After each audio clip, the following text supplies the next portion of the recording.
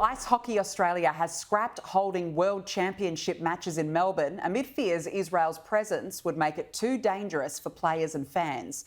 The event was originally scheduled for April and May and was expected to be a landmark occasion for Australian sports, marking the first time since 2011 this country would host the Division Championships. Joining me now is former Speaker of the House Bronwyn Bishop and former City of Sydney Labor councillor Linda Scott. Hi to both of you. Thank you so much for joining me on the show this evening. Bronwyn, is sport now capitulating? I mean, why should sport be dictating who should be allowed into this country and who shouldn't? Well, they shouldn't, but the problem remains exactly the same. You've got weak leadership from Albanese on the antisemitism issue, and it filters all the way down. And it's in Victoria, where you've got a weak Labor government, and you've got a police force that was able to arrest a woman in her pyjamas who tweeted during COVID, yes, but unable to say, well, yes, go ahead with your championship in Melbourne, we'll look after it. So it comes back to that question of leadership all the time. And I just listened to Albanese today making a statement about the antisemitic act in the Eastern Suburbs today, of that painting on the side of the car. Yeah. And honestly, the words are so mealy-mouthed, they mean nothing. So why are we surprised that an institution like an ice hockey organisation would say, oh, well, you can't come here because the Israelis are coming? And to say it's intolerable is to tolerate the intolerable. Exactly. It is just words which have no meaning and no backup. But we've heard the same script over and over. Exactly. Every time we have an anti-Semitic attack in this country, and there have been multiple, it's the same script. We won't tolerate it, and that's the problem. Or unacceptable. Here. What meaning has that got left? Nothing. There's just no meaning. Linda, what message are we sending to Jewish Australians when we won't even allow Israel to compete in a sporting championship in this country? Well, look, there's a leaked email that it seems that, sadly, James Paterson has politicised and done a news story about. The organisation itself, because let's not forget, this is a private event, it's not a government event, has been, it seems, cancelled from the email. The Victorian Police have come out today and said that they didn't give any advice to cancel the event. So I think it still is a little bit unclear what is actually going on here. And I think it is disappointing to see the opposition and James Paterson yet again come out and try and sort of politicise what may well be a sort of police and security event. I think that is just incredibly Victoria Police said that they weren't aware of any threats, but this looks like it has come from the sporting division itself. And why should sport be getting involved in these matters? Well, look, I mean, there's lots of hockey events going on. A friend of mine's playing in Ballarat next week at the National Underwater Hockey National Championships. So, I think these are all really important sporting events, but mostly, like every sporting club in Australia, they're run by well-meaning, wonderful volunteers. I don't think we should, again, politicise these good people who are running a sporting event and doing their very best. And that, sadly, is what we're seeing from James Paterson and the opposition. Linda, you can't say those things about James Paterson. He's merely saying what the facts are. And people understand that the Prime Minister is weak and there is no leadership and it just filters all the way down.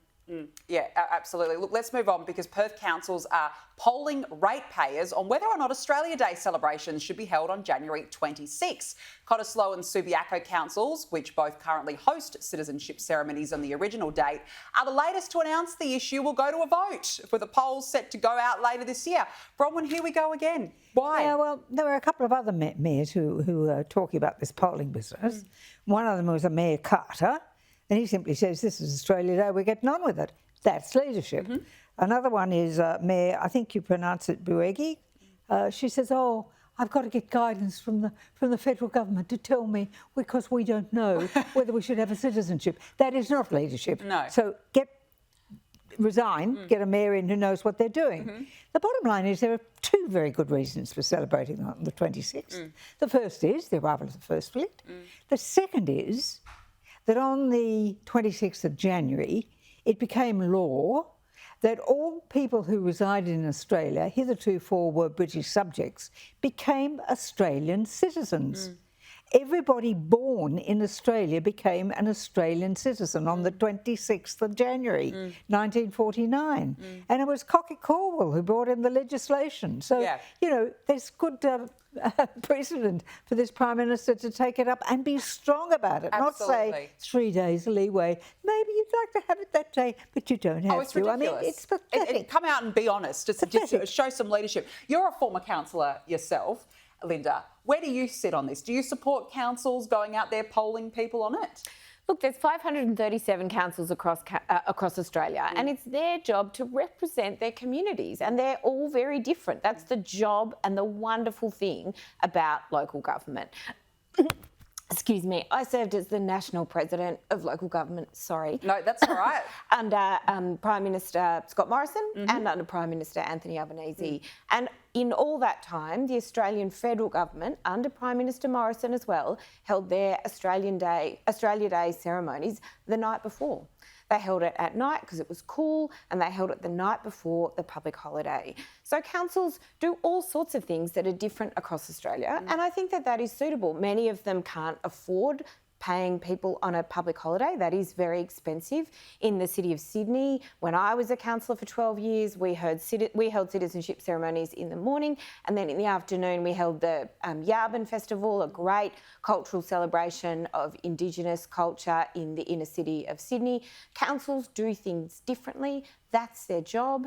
That's their essence, is to represent their local communities. But is that really what the people want? Can't they just stick to roads, rates and rubbish? Well, councils do lots of different things. In remote parts of Australia, they're running water utilities. They're ensuring that there's local infrastructure like libraries and early education, as well as providing roads, rates and rubbish. I mean, without local government, most of the nation wouldn't be able to run. So I think it is critical. Let's not tell councils what to do. Let's let Australians elect them and get on with doing the job of representing their local communities. Except, Linda, councils carry out citizenship ceremonies under the auspices of the federal government.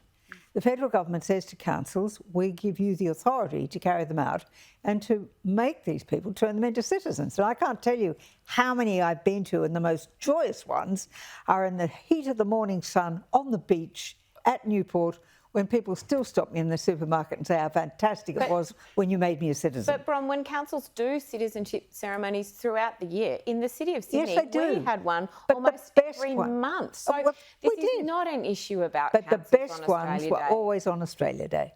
I think Australia Day, I feel like Australia Day is the right day to do it. But look, before I let you guys go, one more question. Climate Change and Energy Minister Chris Bowen has quit Elon Musk's social media platform X for Blue Sky, saying that X is no longer the place for informed and respectful conversation. Linda, is he just quitting? I mean, come on. Oh, look, he's a minister. Honestly. Come on, he would get cop flack all the time. Here. I mean, I have to say, I do have an X account. I haven't looked at it for months since I left local government. But every time I went on it, it was abusive, run by bots. And to be honest, there was quite a lot of porn on there. Yeah, but shouldn't you just hack it out? You're a minister. Isn't that how you communicate with your audience? Well, he's moved to other social media platforms. Good on him. What do you think, Bronwyn? I think it's pathetic. I mean, seriously, the man is so pathetic. Do you have an account, Bronwyn? Do you have a No, Twitter I do account? not.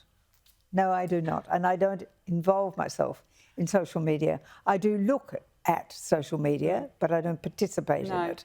No. But I have to say, in Blowhard Bowen, in all honesty, he's quit. The man He's a quitter. has got... The man's a quitter. That's as simple as that. The man is a quitter. Exactly. We have to go. Bronwyn Bishop, Linda Scott, good to have you both on. Thank you so much for joining me.